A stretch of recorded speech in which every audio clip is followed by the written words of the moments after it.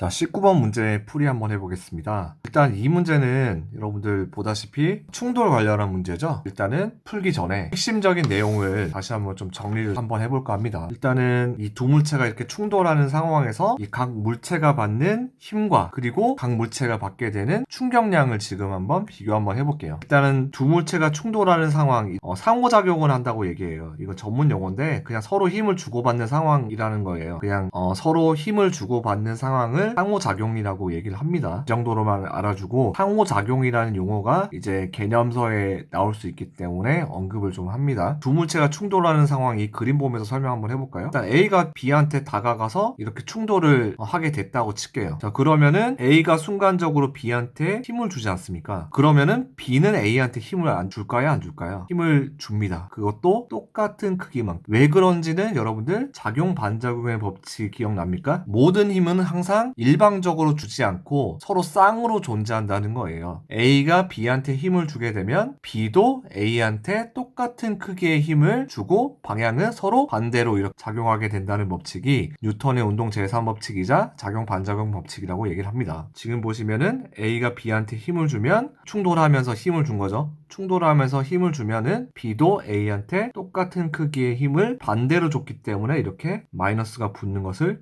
볼 수가 있습니다. 자, 그렇게 해서 정리하자면은 서로 충돌하는 상황에서는 서로 주고받는 힘의 크기가 똑같습니다. 단 방향은 서로 반대. 그래서 힘의 크기 받고 서로 방향은 반대다. 그 다음에 이제 이 상황에서 A하고 B가 받는 충격량을 계산하기 위해서 그 힘에다가 충돌한 시간을 곱해주면은 우리 충격량을 계산할 수 있죠. 이거 혹시 기억나나요? 충격량 I는 충격을 받은 힘에다가 힘을 받은 시간을 곱해서 구할 수 있고요. 혹은 운동량의 변화량을 이용해서도 계산이 가능합니다. 그래서 이걸 좀 풀었으면은 M 델타 V로 이렇게 표현할 수 있고 이걸 풀었으면 이제 나중 빼기 처음이에요. 델타 값은 항상 우리 수학적으로 나중 값 빼기 처음 값을 의미하기 때문에 이제 V 빼기 V0로 이렇게 표현을 해봤습니다. 그리고 중요한 거는 여기 V가 이제 속력이 아닌 속도를 쓰기 때문에 방향을 확실하게 구별해서 여기에다가 실제 계산할 때 대입을 해줘야 된다는 거예요. 플러스 마이너스 거꾸로 하면 답이 엉뚱하게 나오거든요. 그래서 그거에 좀 유의를 해주셔야 됩니다. 자, 다시 돌아와서 그러면 우리는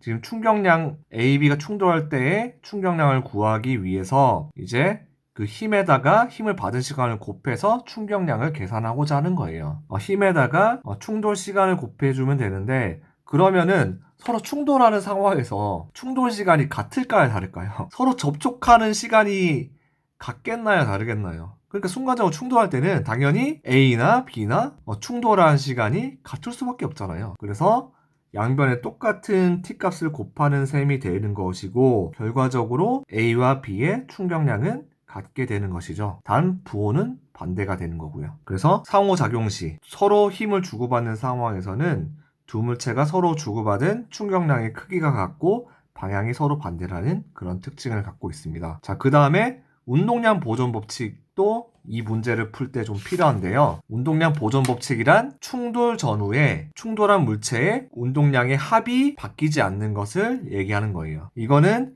증명 과정은 이미 이거 보시면은 충격량의 크기가 같고 방향 반대다. 요거에서 이거 충격량 실제 값을 운동량으로 표현해서 이것을 풀어서 정리만 해주면은 증명이 가능합니다. 자, 그 다음에 그리고 세 번째 중요한 거는 I는 FT에서 충격량 I도 지금 위에 보시면은 화살표 이렇게 적혀 있는 거 보니까 벡터량이라는 것을 알 수 있죠. 그러면은 벡터량의 특징은 이제 방향을 따지는 녀석이지 않습니까? 그래서 얘도 플러스 마이너스 값을 가질 수 있는데 충격량이 플러스고 충격량이 마이너스라고 하면은 여러분들이 굉장히 헷갈릴 수가 있어요. 그렇기 때문에 충격량의 플러스 마이너스를 결정하는 것은 그냥 편하게 여러분들 F값 한마디로 힘의 방향이 플러스냐 마이너스냐는 상대적으로 우리가 판별하기 쉽잖아요. 그렇기 때문에 이 F의 방향을 그대로 I가 따라가기 때문에 F가 플러스 방향이냐 마이너스 방향이냐 그것만 여러분들이 잘 생각해 주시면은 I의 방향을 정확하게 헷갈리지 않고 찾을 수가 있습니다. 그래서 정리하자면 충격량 방향은 힘의 방향을 따라간다는 거. 자, 마지막으로 FT 그래프가 이 충돌 문제에서 자주 나오게 되는데요.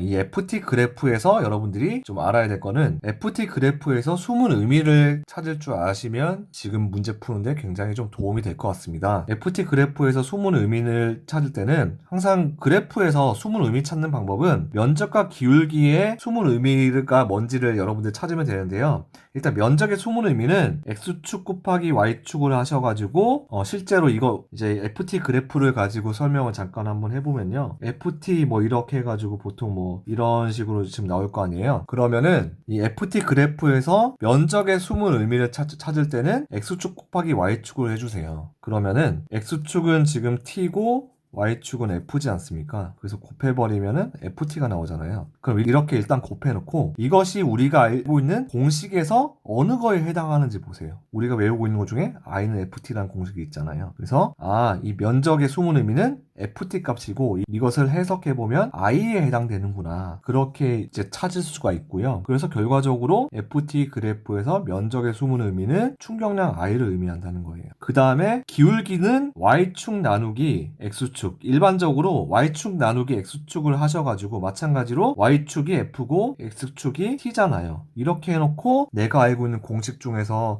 이거에 해당되는 게 있는지 여러분들이 생각해보면은 이것의 숨은 의미가 된다고 생각을 하시면 돼요. 근데 지금 찾아보시면은 F 나누기 T에 해당하는 공식은 우리가 아는 게 없어요. 그렇기 때문에 FT 그래프에서 기울기는 의미가 없습니다. 뭐 요 정도로 여러분들이 일단은 기본적인 핵심 개념들을 다시 한번 정리를 했고요. 이거를 활용해서 19번 문제를 푸신다고 생각하시면 되겠습니다.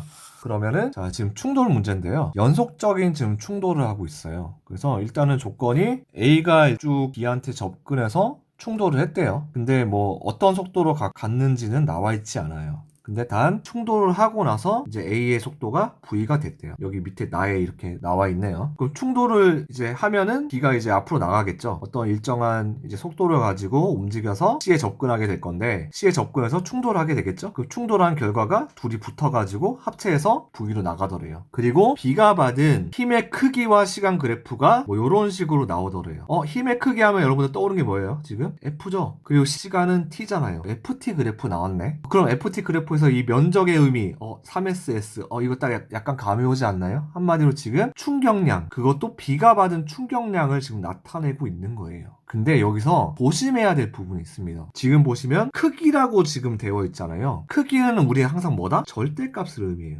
절대값을 의미하기 때문에 실제로 얘가 힘을 오른쪽으로 받으면 보통 플러스로 잡잖아요. 오른쪽으로 받았을 때 그 다음에 왼쪽으로 받았을 때 왼쪽으로 받았을 때는 마이너스인데 왼쪽으로 지금 힘을 받았을 때도 실제로는 마이너스인데 여기서는 플러스로 이렇게 표시가 된 상황이라는 거예요. 그렇기 때문에 여기서 부호를 약간 신경을 쓰셔야 됩니다. 이거 그대로 가져가서 문제를 푸시면요 엉뚱한 답이 나와서 틀리게 돼요. 실제로 한번 볼까요? 미리 힘을 한번 표시 한번 해보면은 여러분들이 덜 헷갈리실 수가 있는데 일단은 A가 B한테 가서 충돌하는 상황은 B가 받은 힘의 방향이 오른쪽이겠죠. 편의상 그냥 뭐 F1이라고 할까요? 그 다음에 이제 B가 이제 속도를 가지고 C한테 접근해서 충돌하게 되는 상황. 이때는 B가 받은 힘의 방향이 B가 C한테 힘을 주고 C도 B한테 힘을 주기 때문에 이때는 반대 방향으로 이렇게 힘을 받겠죠. 이제 F1하고 힘의 크기가 다를 거기 때문에 F2라고 표시를 해보겠습니다. 그러면은 지금 첫 번째 AB 충돌 상황에서는 얘가 플러스의 값을 가졌다면 두 번째 B하고 C하고 충돌하는 상황에서는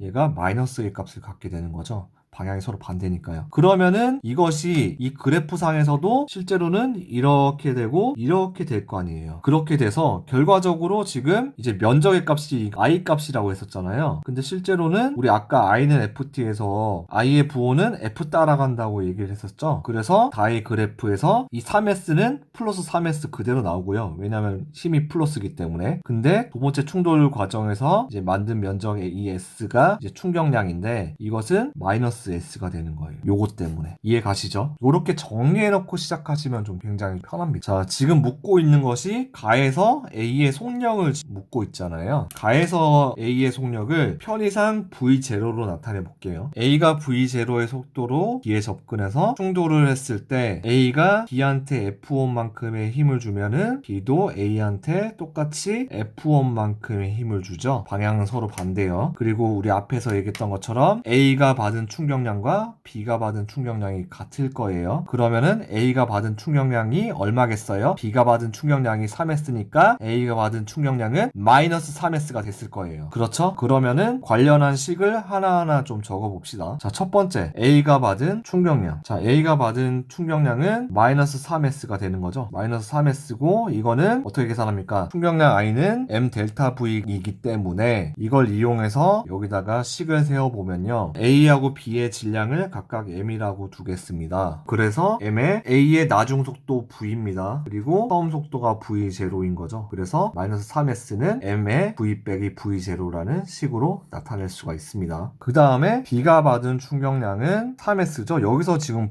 양변에 마이너스만 곱해주면은 B가 받은 충격량이 되는 거죠. 그래서 V0 빼기 V 이렇게 표시가 될 건데요. 중요한 거는 B가 받은 충격량도 마찬가지로 나중 속도 빼기 처음 속도를 했는 값일 건데 그 결과가 이렇게 나왔대요. 그렇다는 얘기는 B의 처음 속도는 0이었잖아요. 그래서 나중 속도 빼기 0을 한 결과가 이렇게 나왔다고 볼 수가 있는 거죠. 그렇기 때문에 A하고 B가 A하고 충돌하고 나서 순간적으로 갖게 되는 속도의 값은 얼마다? V 빼기 V0만큼의 속도를 갖게 됐다고 여러분들 생각을 하시면 된다고요. 그 다음에 이제 넘어가서 B하고 C가 충돌한 상황에서 B가 받은 충격량을 한번 계산 한번 해보겠습니다.